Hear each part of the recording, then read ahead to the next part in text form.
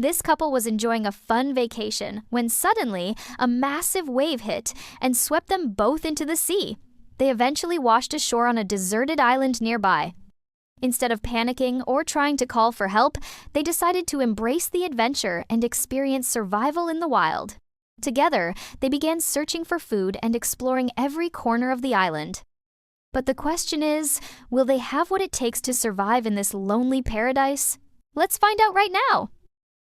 This adventure takes place on Tasmania Island, 150 kilometers south of Australia, a place where rough seas and reefs have swallowed countless ships into eternal silence. It's a place where survival is no easy task. Today, our model couple is here to take on the challenge. They boarded a cheap inflatable boat and set sail toward the rocky shores nearby. But suddenly, the boat's hull burst, throwing them straight into the icy water. A wave hit hard and in an instant, panic struck. Soaked and shivering, they stayed too long in the sea, their body temperature dropping fast. They had to reach land fast. After struggling and paddling through the waves, they finally dragged themselves ashore. Both trembling uncontrollably, they grabbed their backpacks and tore off their soaked clothes, changing into something dry. Then came a tight hug and a kiss to calm their nerves. Now stranded on a deserted island, they could only wait for rescue. But first, they had to explore and find resources. That was their top priority. Mike headed inland and climbed to the island's highest ridge. And there he spotted the perfect place for a new camp. He rushed back for Lucy, and together, they set off for their new base. Even though their little inflatable boat was ruined, Mike still treated it like treasure. He carefully folded it up and carried it along with their gear. When they arrived at the spot, Lucy was delighted. "A seaside villa," she joked. "The view's amazing." Though the villa's a bit rustic. They immediately got to work decorating their humble little home. Mike climbed up the rocky wall and used the inflatable boat as a windbreaker. He tied both sides tight with rope. Camp complete! Then Mike got down to serious work. He began trying to make fire while Lucy gathered firewood outside. He handled the inside, she handled the outside, teamwork perfectly in sync. When Mike finished preparing, he was ready to start the fire. Just then, Lucy showed up hauling a big piece of wood. Even better, she brought back a shell. It fit perfectly in Mike's hand as a fire-starting tool. Touched by her thoughtfulness, he gave her a loving kiss. Then the two began their tough fire-making challenge. Mike rubbed the stick with all his might, and a wisp of smoke appeared. But the spark just wasn't strong enough yet. After the first failure, Mike tried again, giving it everything he had. After endless rubbing, a spark appeared. Excited, they fumbled nervously and accidentally dropped it on the ground. The spark went out instantly. Both sighed in defeat, their faces like two sad, bitter melons. After a short break, Mike tried again, bow in hand. This time, the smoke was thicker and the ember burned brighter. Carefully, they placed it into the tinder and blew gently. A tiny spark flared to life. They quickly fed it with dry kelp fibers. Moments later, flames roared to life, burning bright and warm. The couple finally breathed a long sigh of relief. That night, they had shelter and a comforting campfire to keep them warm. Lying close together by the firelight, they drifted peacefully into sleep. At dawn the next morning, they woke up feeling rested. Just a little headache. They hadn't had a sip of water in a full day. Surrounded by ocean, sure, but not a drop of it could be drunk. To get fresh water, Mike decided to build a distiller. He walked down to the sandy shore, using a wooden stick as his digging tool, and started digging into the ground. After burning hundreds of calories, he had a decent pit. He placed some kelp inside and covered it with a black plastic bag. Meanwhile, Lucy was exploring the tidal flats, surrounded by endless, giant strands of kelp. At the water's edge, she tugged at a massive piece, cut it loose, and carried it proudly back to Mike.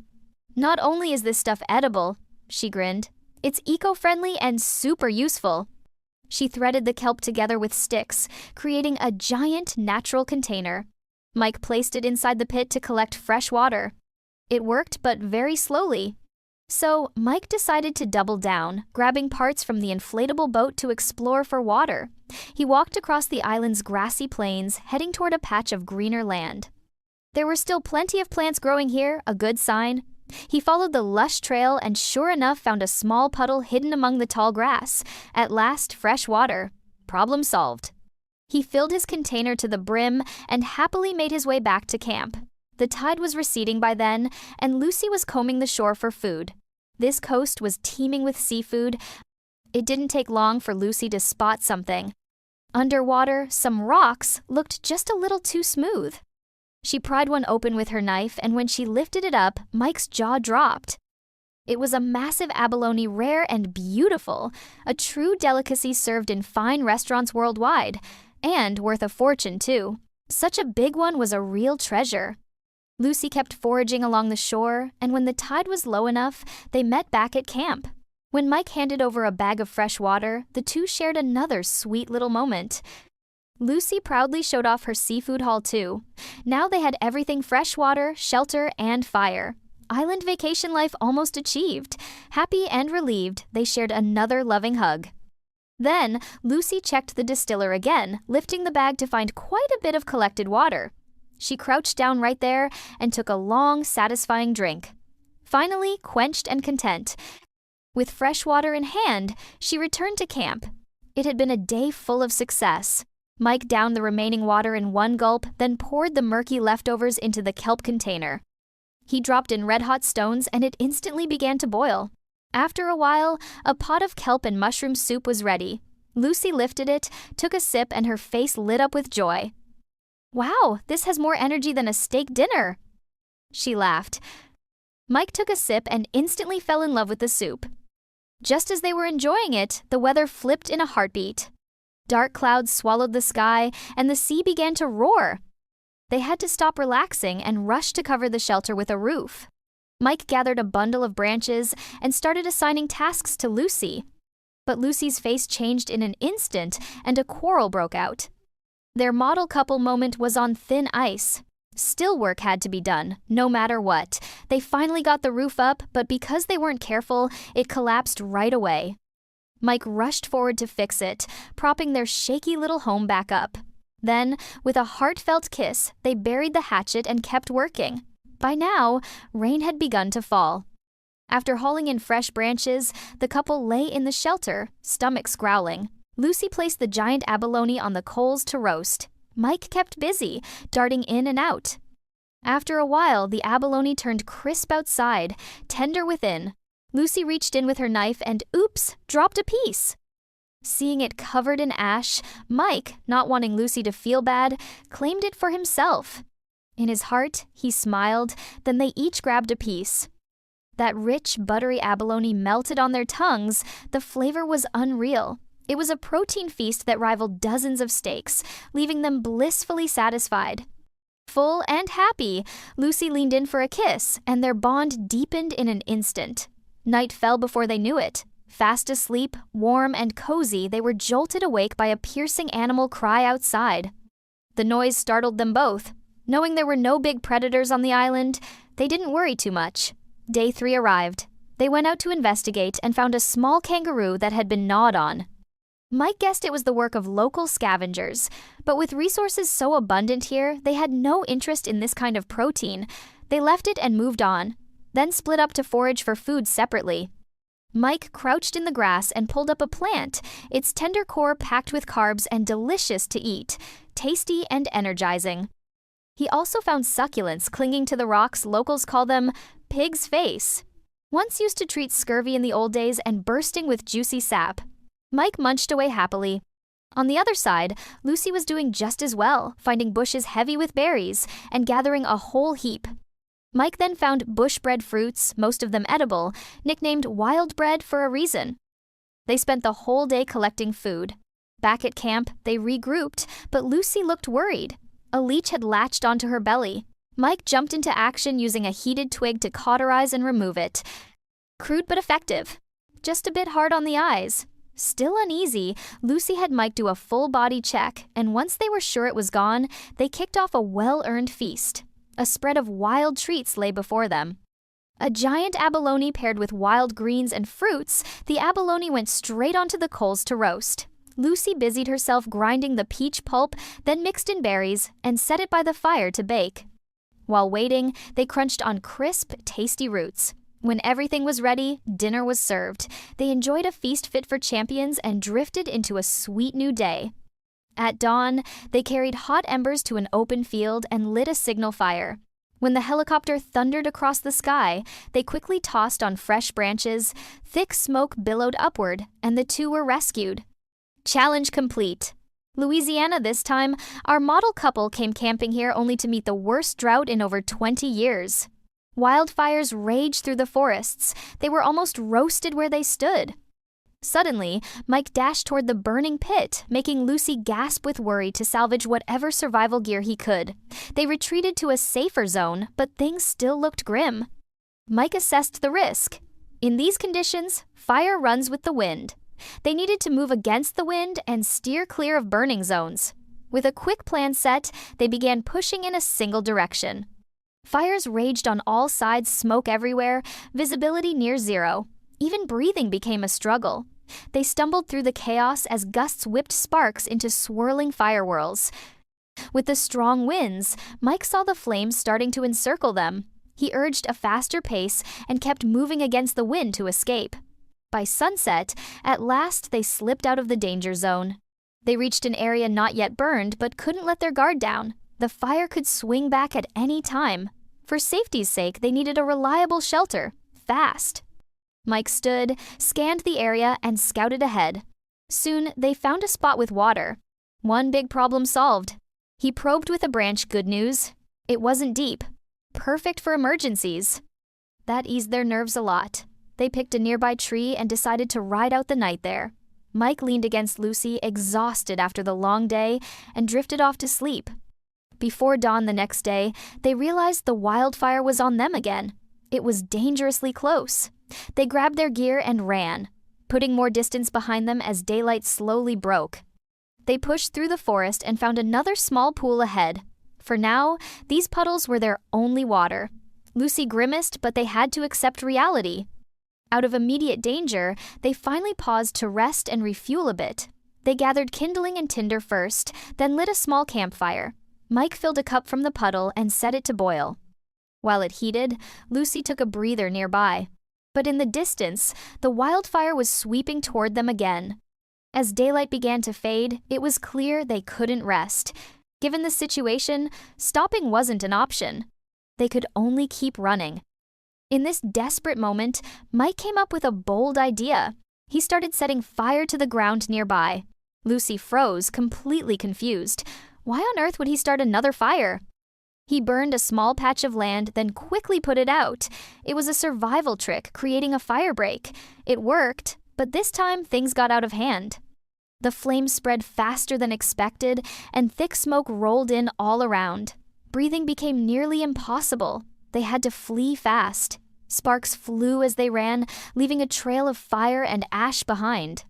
Up ahead, they spotted a stream, but the fire was closing in fast. Without hesitation, they dove into the water, soaking every inch of clothing. Then, they scrambled up and ran again. North, then west, then south, finally turning east. But everywhere they looked, they were surrounded by fire.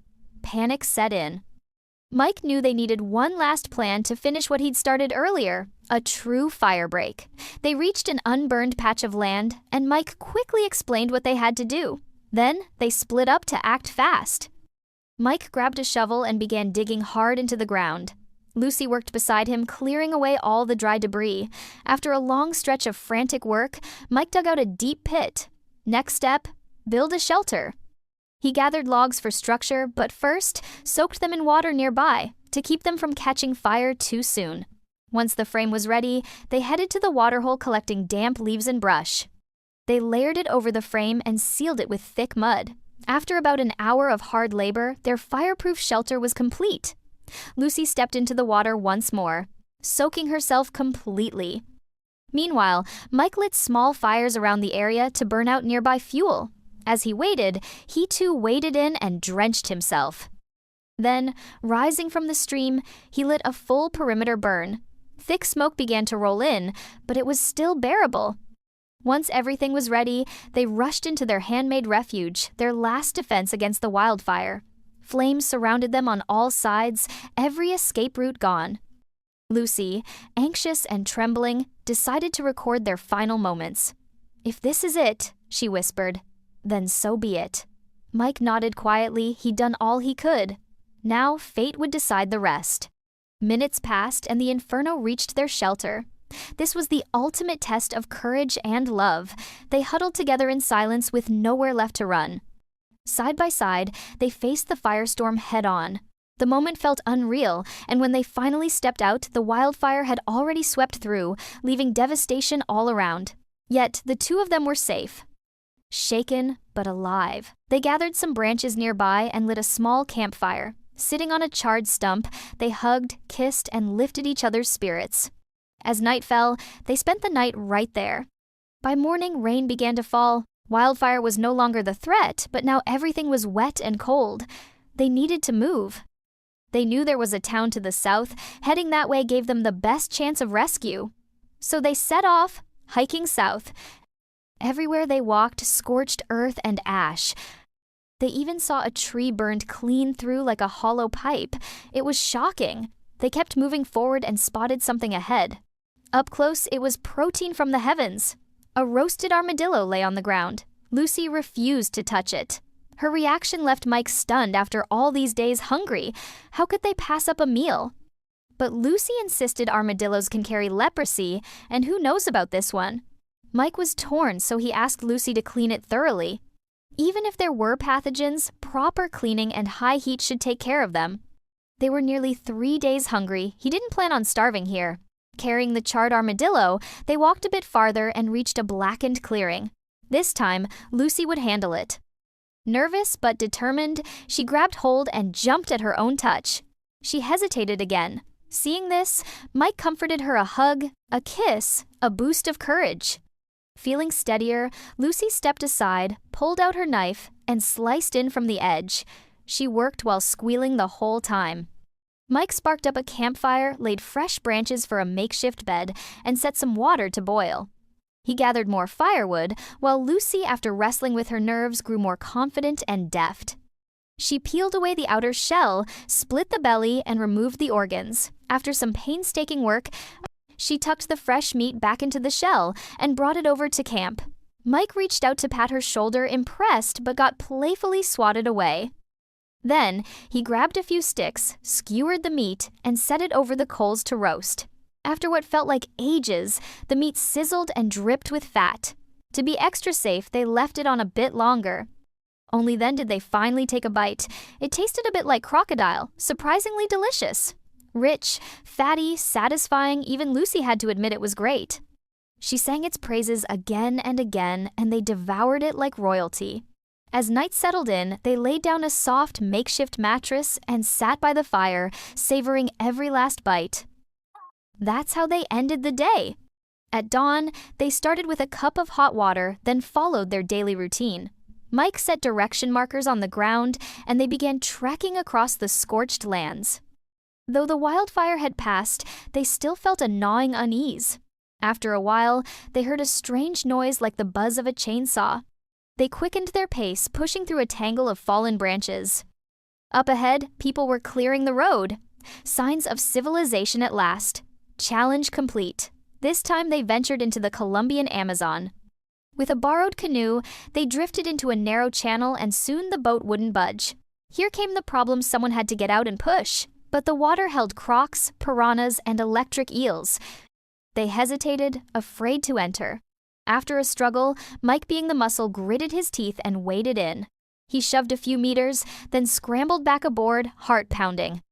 Hard work is better than no progress, he thought, and paddled with renewed force. At last, they slipped free of the jam, gliding beneath a canopy of dense jungle. It looked peaceful, but danger lurked everywhere. They paddled into a sunny patch of water and took inventory. 1 canteen, a medical kit, a rain poncho, a sturdy rope, and a cloth bag. Mike pulled out something like a quiver and unrolled it to reveal a full survival toolkit. He lit up with delight. This is perfect for staying alive. It even included tinder and kindling. And that wasn't all. There was a hammock tucked in the canoe. Vacation mode, enabled. With gear checked, their plan was to find land first. Staying on the water too long wears you down. They kept paddling sunshine, beaming, breathing in the fresh jungle air. But the calm didn't last. They spotted a massive spider on a riverside mound. Watching it skitter around sent shivers down their spines. Best not to mess with that one. No need to turn lunch into a funeral. They pushed on, gliding down the channel. The surroundings felt strangely familiar.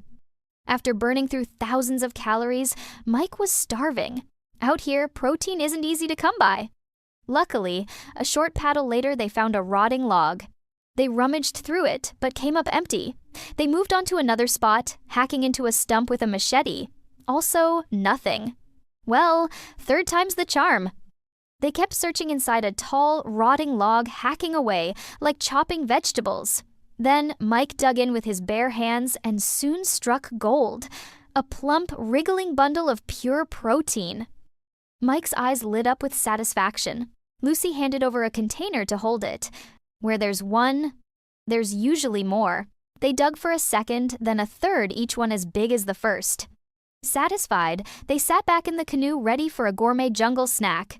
Mike began by pinching off the heads and tails. Ancestral technique then offered one to Lucy. She made a face of pure disgust. So Mike shrugged and went first. The moment it burst in his mouth, he felt a rush of savory delight.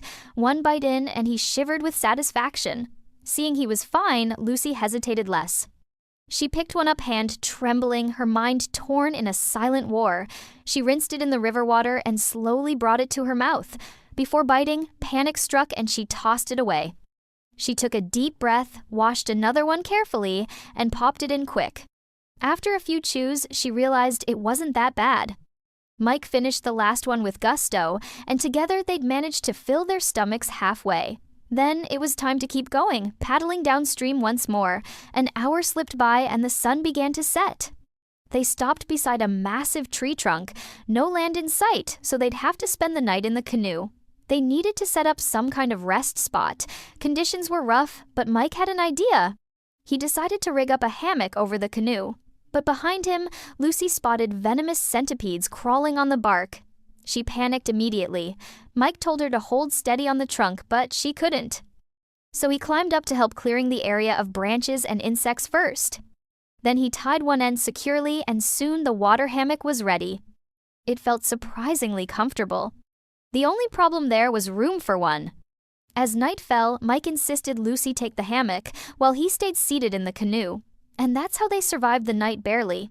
By dawn, they woke and packed up, ready to continue the journey. Today's mission: find solid land. After paddling for a while, the sky suddenly opened up with heavy rain. But instead of feeling defeated, they were thrilled. Quickly, they pulled out their rain poncho to collect water. Rain poured down, drenching them completely, but it felt refreshing and full of life. A pure jungle shower reviving their spirits. They laughed, splashed, and shouted with joy. After collecting enough rainwater, they filled their canteen. Then, despite the downpour, they paddled onward. By midday, the rain finally stopped. The two continued through the flooded forest. After a day and a half on the river, they finally saw land. Setting foot on solid ground felt incredible. Without hesitation, they started planning a shelter and campfire. Mike went to gather firewood, but the rain had soaked everything. The forest was dripping wet. He scavenged what he could and grabbed a thick branch. Using his machete, he shaved off the outer bark, revealing dry wood inside. That gave them hope again. Things weren't so bad after all. They still had their fire starter and survival kit. Mike pulled out the tools, rubbed his palms together, and started to work. Lucy saw her husband sweating and joined in. 2 pairs of hands, 1 goal. Mike used the canteen lid to press while Lucy spun the wood. She wasn't as strong, but she refused to quit. Then sparks appeared. They quickly leaned down to blow on it. A tiny flame flickered to life. But they couldn't relax yet. The wood was still damp and hard to catch. They fed it little by little, waiting until the flame grew strong before adding more. Finally, a warm, steady fire burned bright. Night fell again. They set up their hammock with care. Lucy took the first watch while Mike slept soundly nearby. With the campfire crackling, the night felt almost cozy. By the 3rd day, they still hadn't had much protein. So Mike decided to fish.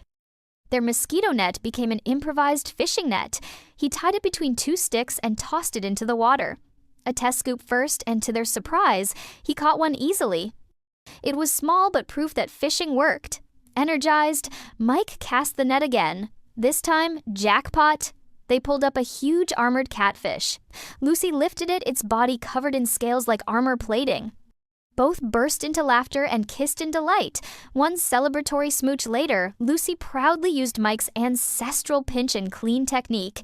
Meanwhile, Mike hauled up another big one and cleaned it too. Then, he dropped the net again for more. Lucy began cutting the fish into pieces, swinging the machete with fierce precision. A little monkey nearby froze, watching in awe. After a short wait, Mike pulled up the net again and froze. One glance and his eyes widened in shock. It was full of piranhas. Absolutely terrifying, but once on land, their meat is actually delicious. Mike let one bite his gloved finger, it clamped on and wouldn't let go. Those teeth were razor sharp. With plenty of food today, they tossed it all over the coals to roast. After a while, the couple dug in charred on the outside, cooked through inside, crispy and crunchy to the bite. Chicken-like flavor, with protein for days. Full and satisfied, with time to spare, they wandered off to explore. They kept hiking in one direction and soon spotted what looked like a river channel. To test the idea, Lucy dropped a leaf and watched it drift, flowing water. They talked it over. Mike suggested hauling the canoe over. Easier said than done. Back at camp, Mike told Lucy to pack up. They were just getting started when Lucy went to grab something and screamed. A spider was crawling on her shirt. Mike calmly scooped it with the machete and flicked it away outside. Once hearts stopped racing, they finished packing. The real challenge, though, was the canoe. It was absurdly heavy. They pushed one in front, one behind, sinking into mud again and again. It took a massive effort. They had to rest after moving just a little. No clue how long they struggled, but by the end, they were gasping for breath. At last, they made it to the water. They climbed in and started paddling again. Somewhere along the way, a jerky stick dropped and Mike nabbed it quickly. If Lucy saw it, she'd probably shriek again. He quietly set it free. After a short stretch, they emerged onto a broad, open river. Barely out in the current, a large boat appeared ahead. Signs of civilization! Challenge complete. Thank you for staying with me until the end of the video. If you enjoyed it, don't forget to like, share, subscribe, and turn on the notification bell so we can explore more exciting survival challenges together. And don't forget to share your thoughts in the comments below. See you in the next adventure!